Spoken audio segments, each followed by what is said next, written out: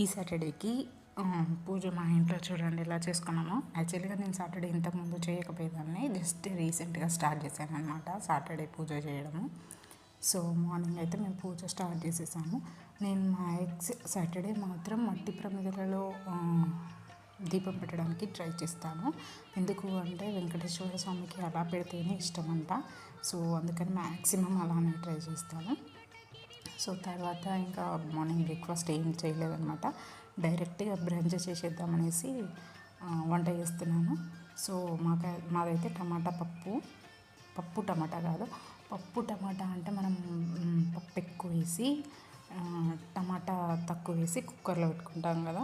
So ఇది అవసరం లేదు, నార్మల్గా టమాటా కర్రీ లాగా చేసేసి లాస్ట్కి ఒక కొంచెం హాఫ్ గ్లాస్ పప్పు వరకు వేసేసుకున్నాం అనమాట.